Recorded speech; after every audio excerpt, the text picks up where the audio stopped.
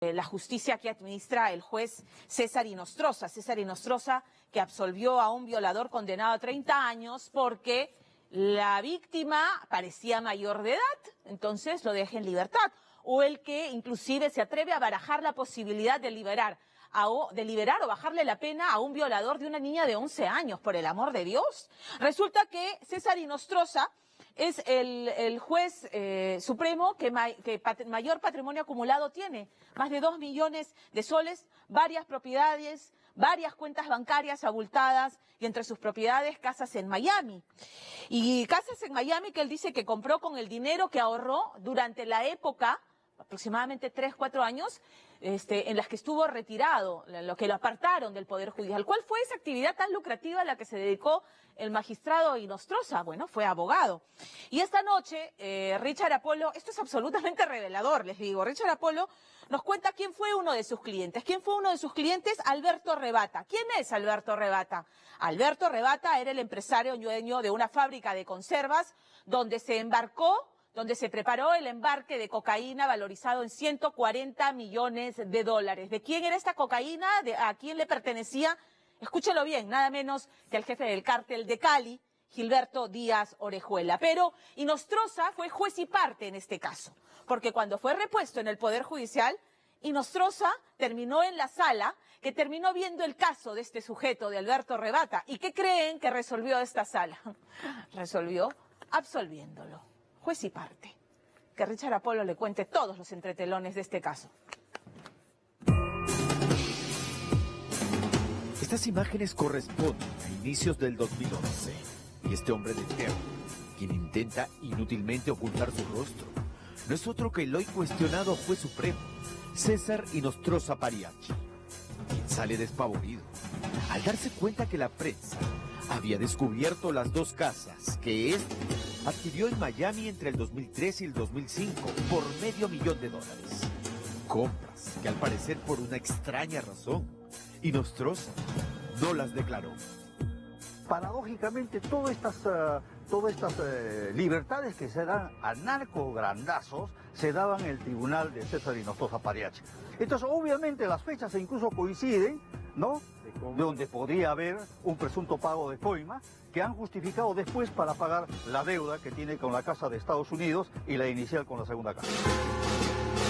Esta noche, en exclusiva, documentos judiciales que dan cuenta cómo la primera sala penal de la Corte Superior de Justicia del Callao, presidida el 5 de noviembre del 2004 por César Inostroza, habría favorecido a personas vinculadas al cartel de Cali, de los hermanos colombianos Rodríguez Orejuela, acérrimos enemigos del capo de la droga, Pablo Escobar, en un envío de más de 300 kilos de cocaína desde Perú a Sudáfrica en el 2002. Pero lo más grave es que se excluyó del proceso a Ramón González Lazo, alias Moncho, conocido narcotraficante peruano y mano derecha de los hermanos Rodríguez Orejuela, aduciendo que este había fallecido, cuando en realidad no murió. Y por el contrario, según registros de Dirango, hasta el 2011, González Lazo continuaba en el negocio del envío de toneladas de cocaína al exterior. Pues no es el único que ha acreditado, porque hay, por lo menos en los archivos por la parte de Ucayali y de San Martín, que varios narcotraficantes igualmente aparentaron estar muertos, y estando muertos seguían traficando. Ávilo Arroyo es un periodista experimentado. Fue Arroyo quien, tras indagar sobre el patrimonio de César Inostroza Pariachi, dio años atrás con una propiedad que Inostroza, junto a su esposa Gloria Gutiérrez Chapa, compraron el 1 de agosto del 2002.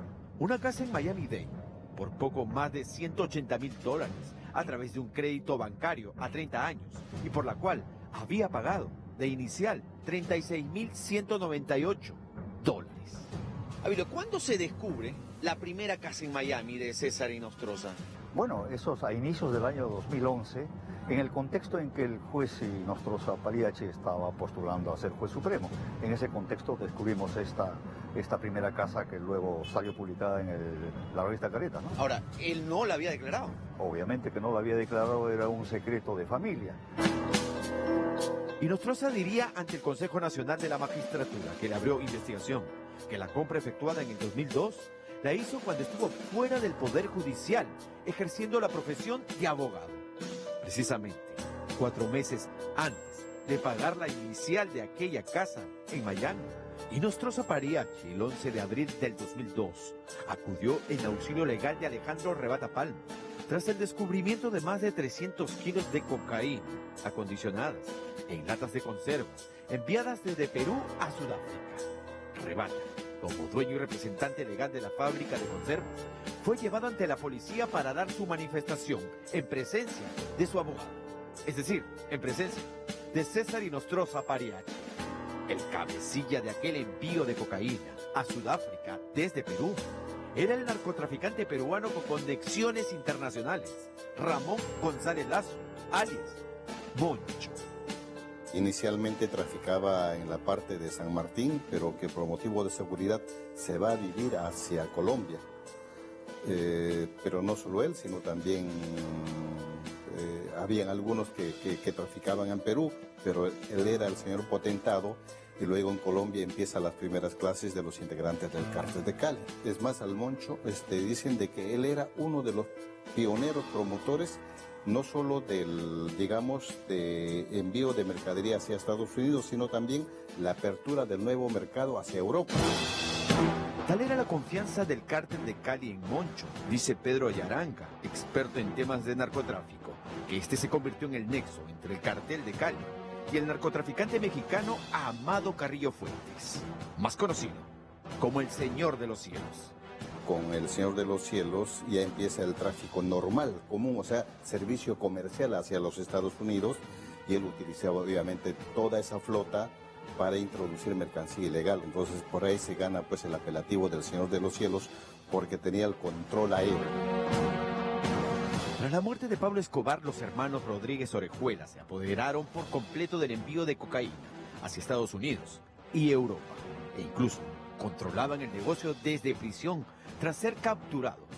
Al parecer, fue desde ahí, dice la Fiscalía Antidrogas, que a principios del 2002 los hermanos Rodríguez Orejuela le encargaron a alias Moncho el envío de más de 300 kilos de cocaína desde Perú a Sudáfrica. Mercancía fue intervenida el 20 de marzo del 2002 por la policía británica y, alertada la de Irán, empezó las capturas en el Perú.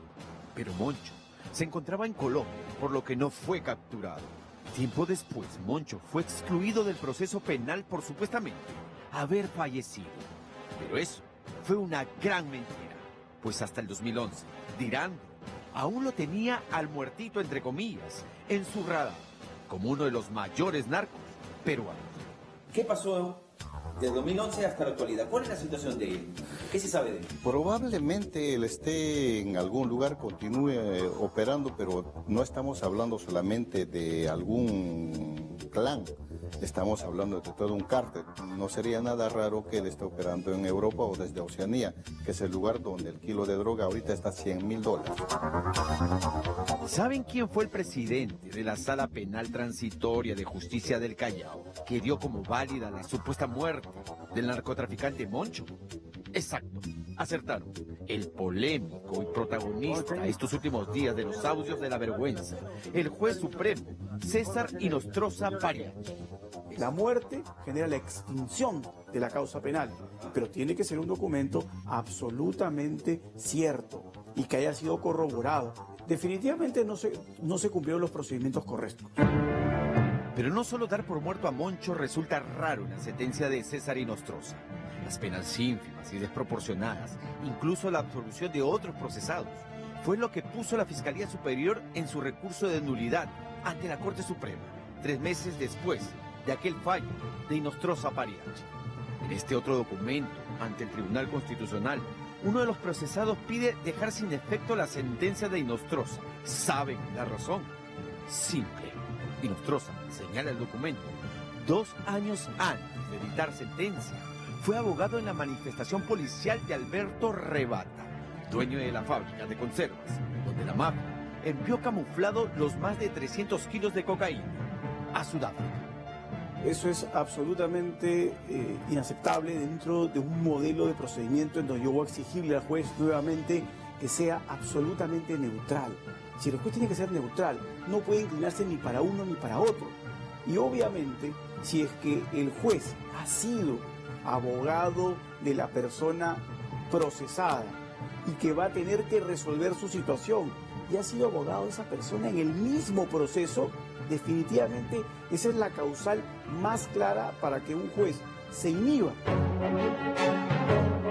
Para Abil Arroyo, la sentencia de Inostroza habría tenido una oscura motivación. Y la prueba, al parecer, dice, sería el haber ocultado por años la compra de las 2 casas en Miami, lo que motivó que la fiscal Gladys Echaíz la inicie en el 2011 una investigación por enriquecimiento ilícito. Pero algo raro sucedió. El magistrado César Inostroza Apariache presenta un recurso de amparo en un juzgado en los predios en el cual él tenía el absoluto control ante una jueza. ¿Dónde? En el Callao, en la Corte Superior de Justicia del Callao. ¿Y qué pasó? ¿Se cerró o qué? Bueno, la investigación se cerró. Luego el reemplazante de Echaíz, curiosamente señala Arroyo, archivó el caso de Inostroza. Por cierto, cuando a inicio del 2011, el Consejo Nacional de la Magistratura citó a Inostroza para que explique lo de sus casas en Miami, este les dijo que de los 30 años de hipoteca de la primera casa, ya eran 7 años los que venía pagando puntualmente. Pero Inostroza Apariache habría mentido al CNN, ya que la primera casa la terminó de pagar por completo en solo 2 años, septiembre del 2005. 3 meses antes, escuche bien, de la compra de la segunda casa valorizada en más de $300,000 y que decía desconocer de la compra, afirmando que su esposa la había adquirido con una inicial de $80,000 en el tiempo que estuvieron separados. Algo que resulta sospechoso, ya que ambos habían viajado juntos a Estados Unidos meses antes de la compra de aquella segunda casa.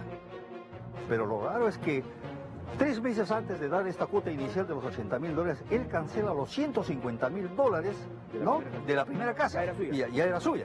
Y en menos de 3 meses hay un movimiento de $230,000, casi $250,000.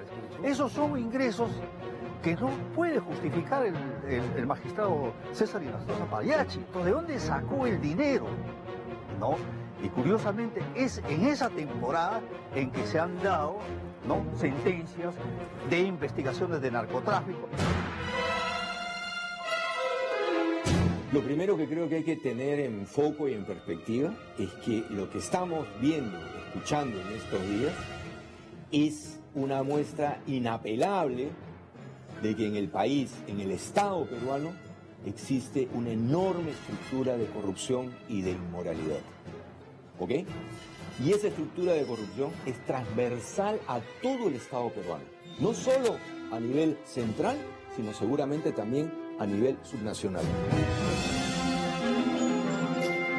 En los próximos días de seguro seguiremos siendo testigos de toda esta podredumbre que se ha instalado en las instituciones, que deberían impartir justicia de manera imparcial, pero que a la luz de los hechos más parecen haberse convertido en mercenarios al servicio del mejor postor.